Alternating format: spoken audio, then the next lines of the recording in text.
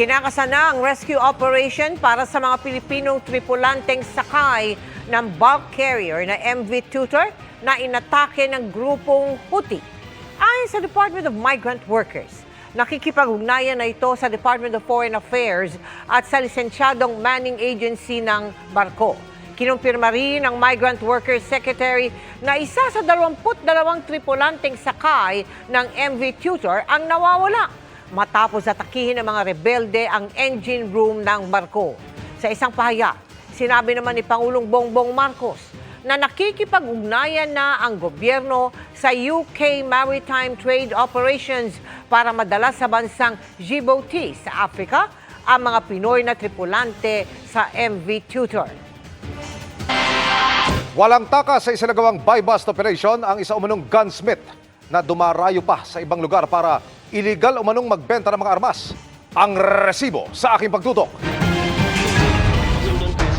Mula Las Piñas, sumaabot ng Bulacan ang isang lalaki para magbenta ng baril. Pero bago mag-meet up, ang seller, aba, may pa-test fire pa. Allegedly, may bebenta ng illegal firearms. Itong suspect natin, siya isang gunsmith. Gumagawa siya ng mga baril. Yun ang source of income niya. Kaya na magkasundo sa meeting place, tila faster than a speeding bullet ang aksyon ng mga pulis. May 28 kasama ang resibo. Nagsagawa ang CIDG Bulacan ng bypass operation para madakip ang lalaki. Police. Okay ba? Police kami, relax ka lang. Ay, sorry ba. Nakuha sa suspect ang 106,000 pesos na halaga ng marked money, 9mm pistol na walang serial number, 3 magazine at 50 bala. Naharap siya sa kasong paglabag sa RA 10591 o ang Comprehensive Law on Firearms and Ammunition in relation to RA 10175. Aminado naman ang suspect sa kanyang ginawa. Bali, gunsmith kasi ako, sir yung may-ari ng baril, pumunta doon sa akin. Sabi niya, ipa-deliver dito. Siyempre kakilala niya. Dineliver ko. Ayun ang ganito nangyari. Alam mo naman, sir, kumbaga na mali, kumbaga na magbenta. Abangan ang buong detalye sa resibo ngayong linggo. Mga kapuso, iniimbitahan po namin kayo sa aming serbisyong resibo kasama ang DSWD bukas, araw po ng Sabado. Maaari po niyong idulog ang inyong mga tanong tungkol sa 4Ps at social pension. Bukas na po yan, alas 9 ng umaga hanggang alas 3 ng hapon sa GMA Action Center. Natapos na ang pagbibigay testimonya sa Manila Regional Trial Court ng isa sa mga pulis na nag-iimbestiga sa kaso ng missing sabongeros. Hindi naman humarap sa pagdinig ang 6 na security personnel na akusado sa kaso na pansamantalang nakalaya matapos magpiyansa. Kasong kidnapping at serious illegal detention ang kanilang kinakaharap sa pagkawala ng 6 na sabongero mula sa Manila Arena noong 2022. Magpapatuloy ang pagpipresenta ng prosekusyon ng kanilang mga ebidensya sa August 23.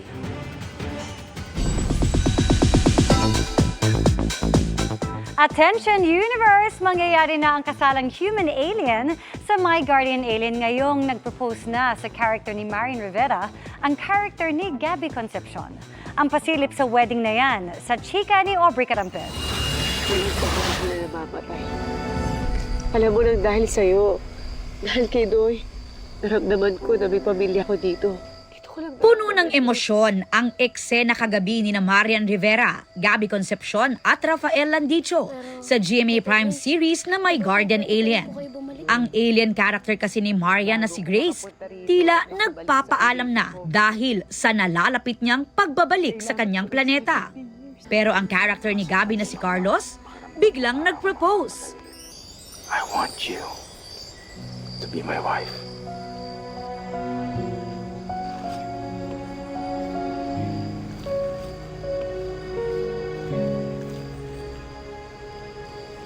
Will you marry me?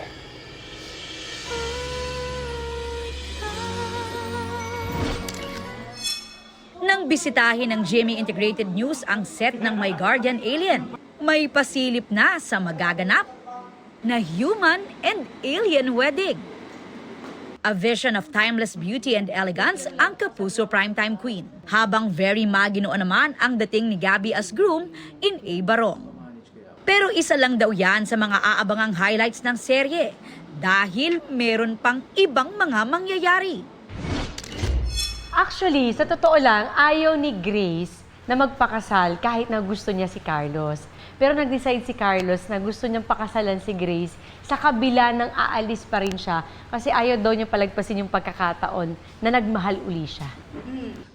Masakit kasi nangyari kay Carlos nung nawala yung asawa niya bago naging si Grace. Life goes on.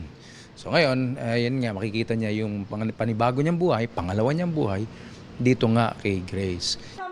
Ani Marian, espesyal sa kanya ang naging role sa primetime series. Sa tulong daw ng kanilang direktor na si Zig Dulay, ay nagawa niya ang mga kailangang emosyon sa pag-transition mula sa taong si Catherine to Alien Grace. Nandyan si Direk Zig, parang nag-aayos kami kung anong reaction o hanggang saang level na pwede mag-react. So dahil natutunan niya na ito pala ang pakiramdam ng isang tao. Alam mo paano magalit, paano ma-in love, paano makipagkaibigan, paano ngumiti, na masarap pala bilang tao na may pakiramdam. Very proud din si Marian lalo't nakikita niyang pinapanood ng mga anak na sina Zia at Sixto ang serye. One time na pipicturean ko sila, na nanonood sila. Na-amaze sila kasi may mga lumilipad na mga gamit, umiilaw yung mata ko, may powers ako. Aubrey Carampel, updated sa showbiz happenings. Dahil tumangging mag-sorry, pinagsusumite ng affidavit ng LTFRB ang driver at kinakasama niyang namahiya umano at nagpababa ng pasahero dahil lang sa timbang nito. Sa pagharap nila kanina sa LTFRB, binanggit ng pasahero na gusto lamang niyang humingi ng tawad ang mag-partner. Pero tumangging mag-sorry ang dalawa. Giit ng kinakasama ng driver na unang magsalita ng masasakit ang pasahero. Itinanggi rin nila ang akusasyon ng pasahero na naiyak naman sa pagdinig. Nagkaroon naman ng komosyon sa paglabas ng mag-partner dahil sa pagtatalo. Hanggang sa puntong yan kasi ay inaawat ng partner ang driver na humingi ng tawad sa pasahero. Wagi ang ilang programa at personalidad ng GMA Network sa Golden Laurel na Batangas Province Media Awards. Kabilang dyan ang inyong 24 oras na itinanghal na Best News Program. Salamat po. Male News Anchor of the Year si Ivan Mayrina ng 24 Oras Weekend. Best Documentary Show naman ang The Atom Araulio Specials. Salamat din po para kay Atom. Habang Best Infotainment Show ang kapuso mo, Jessica Soho. Best Entertainment Show naman ang It's Showtime na ume-ere sa GMA. Binigyan pagkilala rin ng iba pang local media at influencers na ibinoto ng nasa mahigit 10,000 mag-aaral. At yan ang mga balita ngayong Biyernes. Ako po si Mel Tiangco. Ako naman si Atom Araulio para sa mas malaking misyon. Para sa mas malawak na paglilingkod sa bayan, ako po si Emil Sumangil. Mula sa GMA Integrated News, ang News Authority ng Pilipino. Nakatuto kami 24 oras.